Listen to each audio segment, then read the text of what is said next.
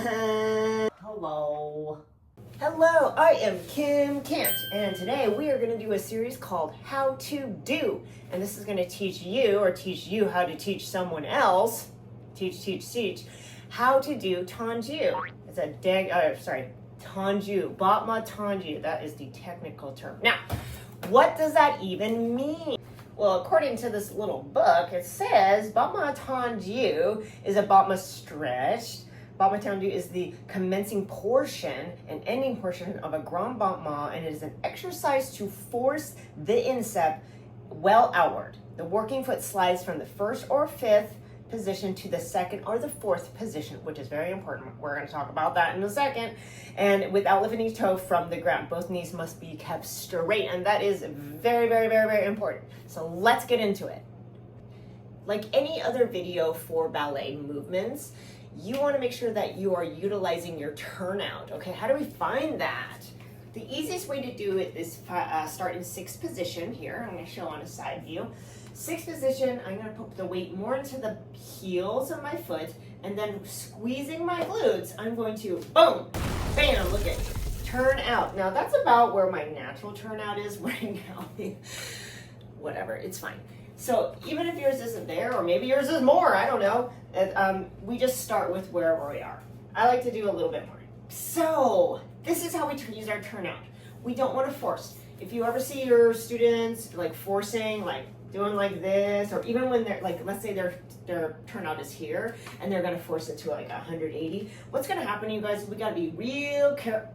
We have to be really careful because we don't want to damage our ligaments and such. So if I'm gonna do two turned out and then I don't have the muscles to hold it, I'm gonna plie and I'm gonna start rolling forward like this. And over time, I'm going to start shifting my bones in that direction, which means I'm just going to keep rolling my arches. My arch is the little part right here. Boom, boom, boom, boom, boom, little mouse hole, if you want to call it that. And over time, it's going to misalign my ankles and my knees, and you're going to most likely injure yourself. Okay, so we don't want to do that. Okay. Here we are. So here's my first position, and I'm going to show on different angles here.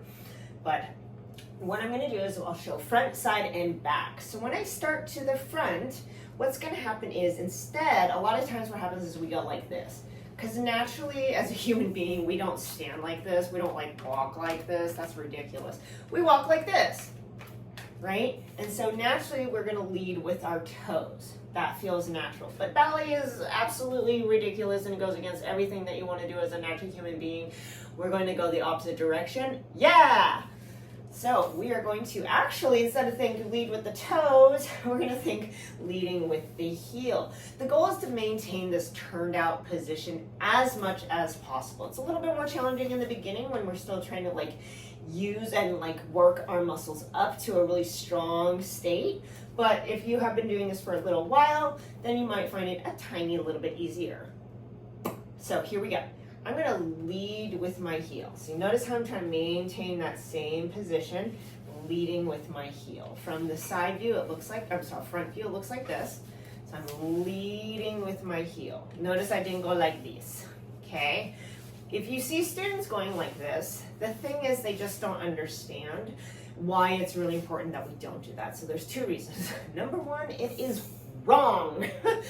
I have to follow by the ballet rules too. So it's not like I'm making this up. I'm like, oh, you're so wrong. No, I have to follow the rules too, you guys. But number one, it's wrong. Number two is because even if I was like, okay, I guess if you guys want to do it like that, you know, there's this extra, whatever, it's fine. No, when we start going really fast, you guys, we don't have time to do all this in and out and turned out and not turned in. So we just, keeping it turned out is way more effective. And again, it's also correct. Okay. So from the side view, here we are. It's going to look like this. Notice again, I did not turn in, go to my tendu, and then turn out. I was going to lead with my heel. Now, the book was talking about going through either your second position or your fourth. Let's talk about that. So what do they mean by that? So what they mean by that is, let's say I am in my first position. I'm going to tendu to the side. We want to go through this little tiny second position, right? So notice I didn't just like lift my foot. So I didn't just like lift my foot and put it there. We didn't lift it. We don't want to do this like lifting and touching, because the goal is to like, you know, increase the strength in your feet, but also make that connection in the floor. We're basing ourselves down into the floor, and that's really, really, really important that we learn to do that. So I'm gonna push. So notice I'm keeping my foot flat on the floor, but I'm still shifting my weight over to this leg, which is going to be my standing leg. So sometimes you might hear teachers talking about the working and the standing leg. The standing leg would be the one I'm standing on, and this would be like the working one. Now, technically they're both working, so don't get it twisted. Both are working, okay? So, but I'm gonna shift my weight over. I must also have you guys notice that I have like the funky knees, where like I have a little bit of hyperextension in my knees. If you don't have that, lucky. This is harder to work with sometimes, but regardless, you might see me shift over a lot in order to be on top of my standing leg. And if this is not you, that is fine. You might just do like that much, right? And then you're totally fine. But the goal is to go over enough to your standing leg that when we actually do the Tendu, we're not in between here. And see how I'm like, let's not go to that. That's owie, right? So we don't want to be weight in the middle between our legs. That's not correct. So I'm going to shift my weight over to my standing leg, whichever it might be, and I'm going to go, see, there's my tiny little second position. Still have more weight on this leg. I'm going to now brush to my demi point. Demi point is where your toes, the ball of your foot and your toes are still touching. And then from there, I'm going to push off the floor and point my foot, okay? Then to reverse it, I just do the reverse. I just go back to the ball of my foot and my toes, and I'm going to push into the floor until I get to my second. There it is. And then I'm squeezing together. Now, if I was only doing one, I would then bring myself back to center here with my center of gravity right between my two legs. Now, if I was going to continue, I would probably stay on my standing leg, but I'm still making that connection, right? So I'm not just like, oh, that's fine, whatever. Make that connection, squeezing the thighs and legs together. Now, why would I want to do that? The reason why you want to squeeze those legs together is, number one, it's really setting you up for strength. Number two, it's also setting you up for other things we're going to do later in class. It's really important for jumps. If we're going to do battuts, which are like the little beats, it's just really important for like engaging and making sure you have a strong connection within your base. And the base is your legs and how we're bringing them together. So if we don't have this being strong, you can still dance. It's just going to make things a little bit more challenging. And why don't we don't need to make it more challenging. This is ballet. We need to make it way easier. Okay, so anyways, there's our Tendu to the à la seconde. Now let's go from our fifth and go either front or to the back. This is devant or to derrière. Okay, if you're not remembering that, that's okay. Derrière means your booty, it's the back side. So derrière, devant. Okay, so if I'm going through my fifth position, what's going to happen is they say you need to go through your fourth. What does that mean? Well, if you saw my other video on plies, you'll know that this is fourth position, okay? This is another reason why I like to use a small fourth. I went into that in my plie combination video. If you want to go check it out, check it out. So from my fifth, again, I'm not going to lead with my toes, which would be turning in. I would lead with my heel. So I have the weight evenly on both legs, center of gravity, but now I'm going to shift over to the back leg, okay? Because I'm going to stand on this guy. So pulling my core in, squeezing my glutes, actively turning out both legs. I'm going to push my heel forward. So here's my tiny little fourth. From there, again, I'm still on top of this leg more. I'm going to push my heel forward, push it, and now I'm in that demi-point position. So if I turn, you'll see I have my toes still on the floor and the ball of my foot. See, notice I'm turned in. This is turned in. Notice I'm turned out.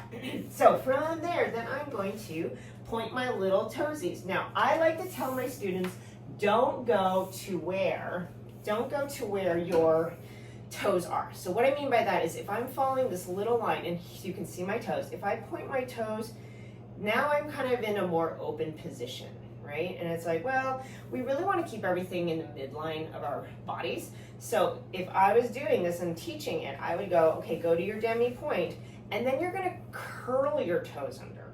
So So notice I curled them and then I'm gonna pull them outward as I reverse that. And I went through that little fourth position right there, okay? This again is the difference. You can teach it either way, it's kind of up to you, but I feel like this is better to make sure that everything stays in the right path, meaning this way, okay? So again, I go to that demi point, but then instead of going out this way, I'm going to curl under and then pull it back.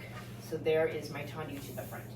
Tendu to derriere to the back is very similar, same things. We're gonna use the same leg in the back, squeezing the glutes, actively turning out, pulling the core in, very tall. Here we go, bam.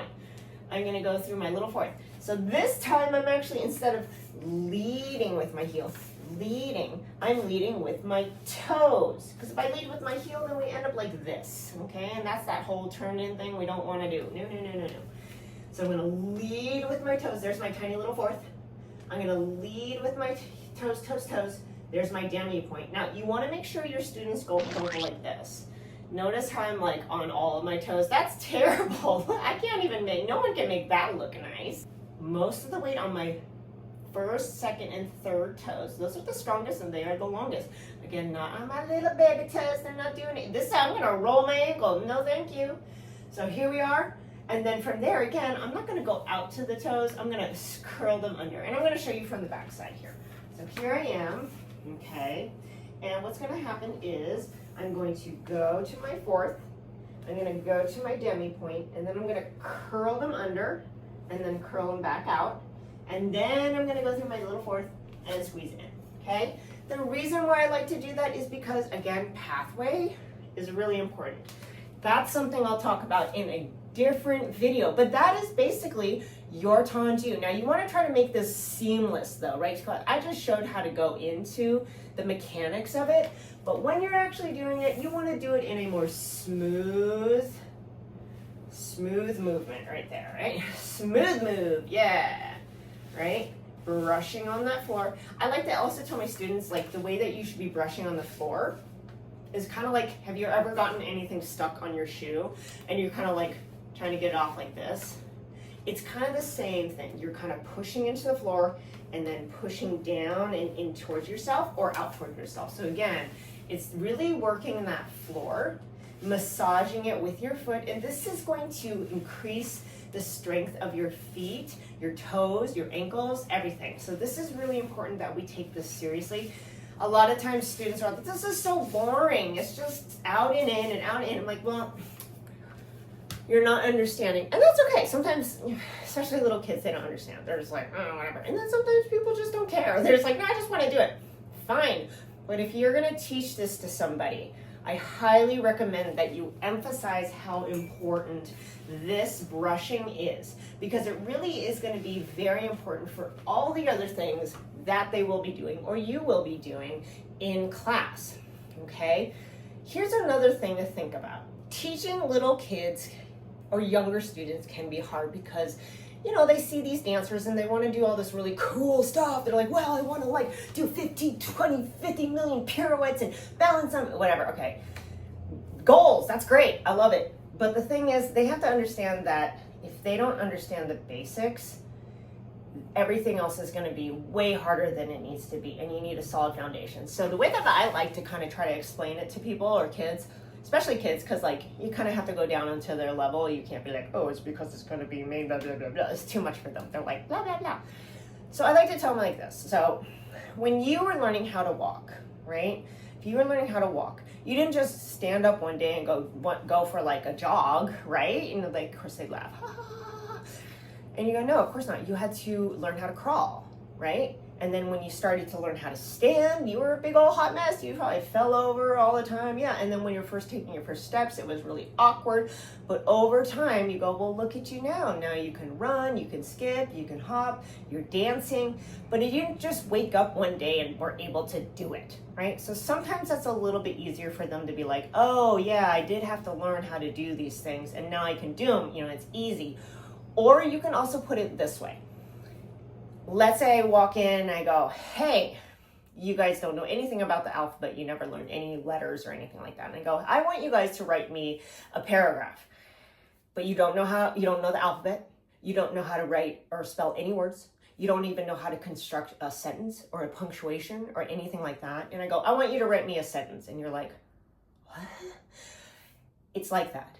If you don't learn the basics, which is like the alphabet, how are you going to make words?